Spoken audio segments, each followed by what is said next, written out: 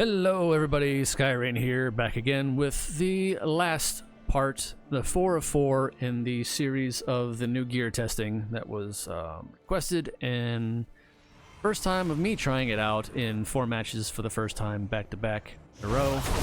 So I got to... Hello, sorry. I guess I'll move away from here for a little bit while I go over my gear. This is what I was using in the previous 3 videos before this on various teams, various rezos, etc, etc. Anyway, so here we go quickly. Slow time, the new helmet. I see the new shoulder piece and the new pants to go along with that. Oops, went too far. Go. And to complement the disintegrate sphere, I went with an older piece for a larger radius. Takes up a full lane in battlegrounds, width-wise.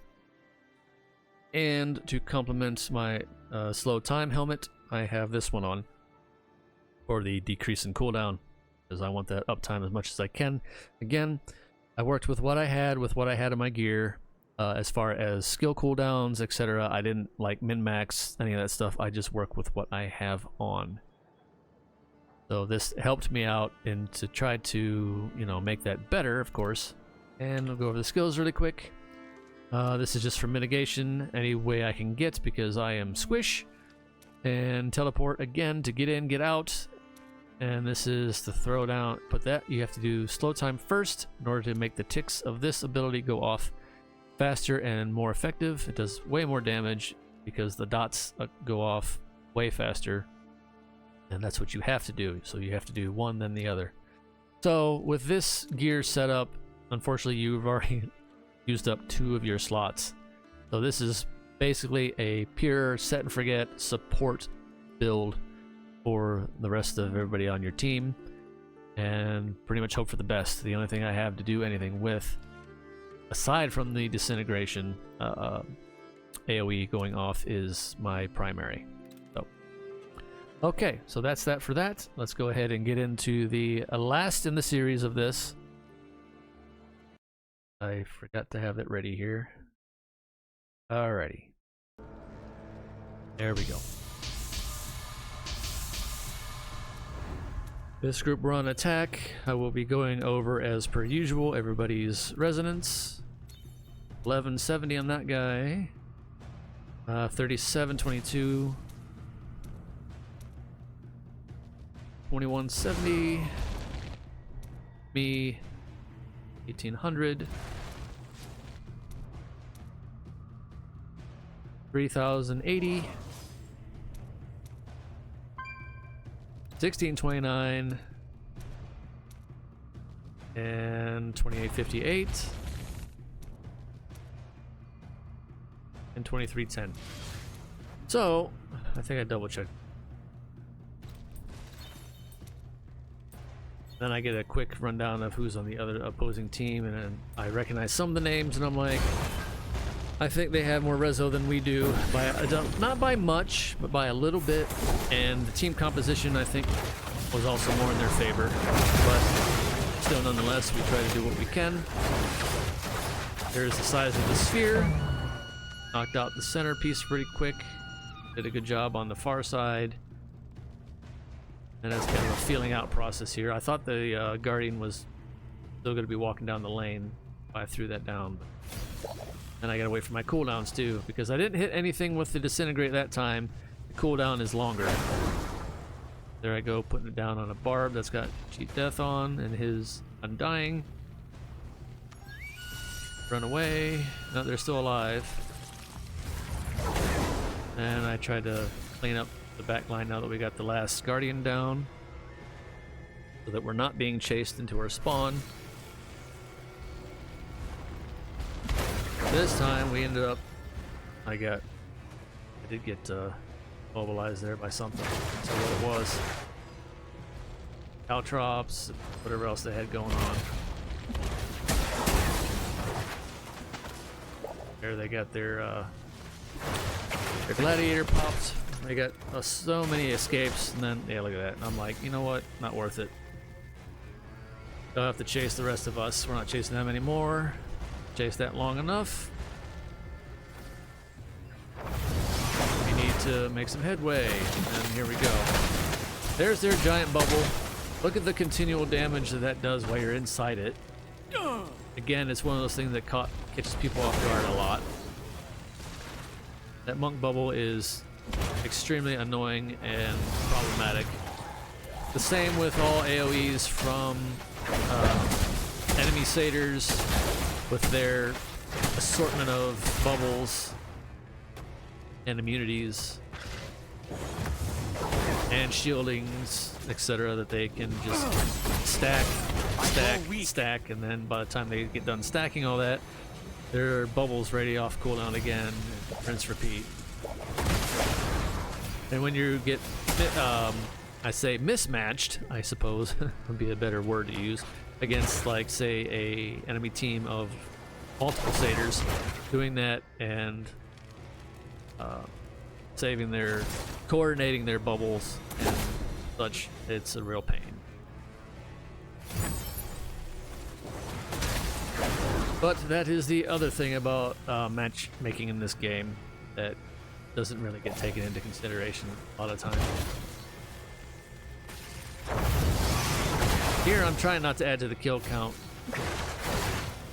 and I can't really get my finger on the pulse here with this group that we're running with, how best to help.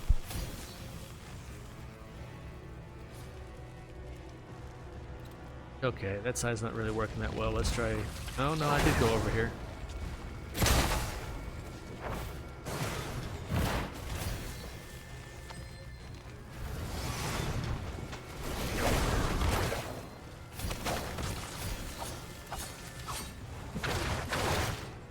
I hit somebody with that one with a disintegrate enough to get that off cooldown pretty quickly. Forget if I get pinned in there or not. No, I managed to get out. Pop off my health real quick and go out. But here's where team coordination really is a factor. I can't really get a beat on what everybody else is doing here. I can't exactly just stand on the idle myself with as many red blobs that there are on that side. There goes, I got a barb out of the way. I'm laying down some cover fire. They got their monk bubble ahead of us. Yep. I was like, I couldn't tell if that was one of ours or one of theirs because it didn't have the red ring under it. And I get barbed from the necro. And they wraith formed out of my AoE. That's their easy escape. There's the again, did that to harass.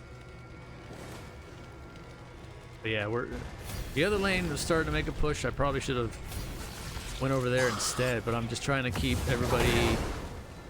Well, for one, I'm trying to see if I can clear out the other side too and push the other lane some more. And also to keep them tied up as much as possible so that they're not all blobbing to one side on us.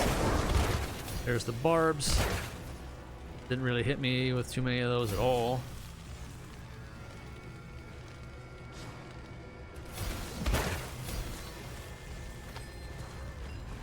And then, of course, with this most recent update, Blizzard was trying to make summons stronger. So in turn, making Necros stronger. They really want summons to be a thing in battlegrounds, but I'm like, well, that really only applies mostly to one class. Most of the other classes that have summons that they can make, I think the monk and the barb aren't going to spec that way, but almost cleared out that side, but enough. And we're down to 1:45. I wasn't even paying attention to the time. Unfortunately, they're just gonna keep us at a stalemate.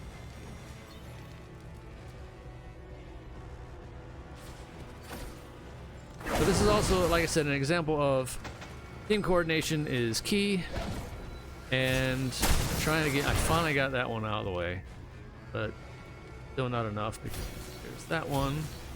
I'm like, alright, this side's clear finally.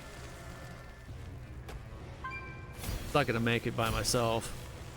Gonna go too slow. If I had, like, you know, obviously, if you had the 4 people in the idle, it goes 30% faster, is what you want, but far too many still run off ahead of the idle, and then they leave you alone, and then the enemy comes and jumps you.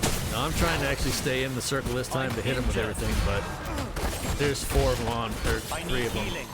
3 of them all jump me right there. Nothing I could do. I was by myself. I was just trying anything I could do to push that. But this one just felt way off. Like I said, I could tell early on, I was like, yeah, this is just not... The mojo. The mojo just wasn't there in this one. It was just off. And again, team coordination and composition always plays a factor. And then, yeah, we just run out of time on this one. We don't even get that far. Like I said, with this build, it's pure support, and I couldn't really do too much else aside from maybe going to the other side where everybody was pushing the other lane. So it's definitely not one to be used on your own. You want to be with the rest of the team with this build. You have to. You really want it to be effective, because everybody is basically taking advantage of your armor break effect and increased dot damage. So you have to go with the... This is pure support build. So there it is. This was part 4 of 4. Showing everybody's resonance on the enemy team, and this one, of course, is always at the end of it. And their secondary stats. But yeah, it felt okay. There was, in the previous videos, there was always some, you know, highs and lows and in-betweens. This gives a good scope of it, I hope. There are 4 attempts. Like I said, this 4 matches, 4 first times. Well, not 4 first times, but these 4 matches were the only times that I've used this build setup. So obviously, if I wouldn't have more time with it, perhaps I might be able to get better positioning wise and everything else, but that's it. There we go. So thank you all again for watching. That was the last in this series of the new gear, testing it out, first times ever. I guess, I don't know, let me know what you think. Did I do okay? I tried. It does, like I said, if I had more time with it, perhaps I might be able to make something else out of it, but it's pure support. I do kind of miss the beam. I have used the disintegrate fire beam with the slow time helmet. However, I sacrificed the ice crystal. But the slow time combined with the additives that I had with the disintegrate beam do crank up the damage and really catch people off guard with it. But I don't really have much of a crowd control kind of effect at all, as I removed the ice crystal that I had to put down on the point of the idol. So that was the big drawback I had there as well when I tried that one. If anybody wants to see that one, I will try to get a video of that recorded and put out. But anyway, rambled on long enough. Don't want this to go on for too much longer, so I can get this video rendered and uploaded. So thank you again for watching. Do the YouTube things if you please. Thank you very much. The share, comment, like, subscribe. Thank you, thank you, thank you, thank you. And until the next one, take care. Bye-bye.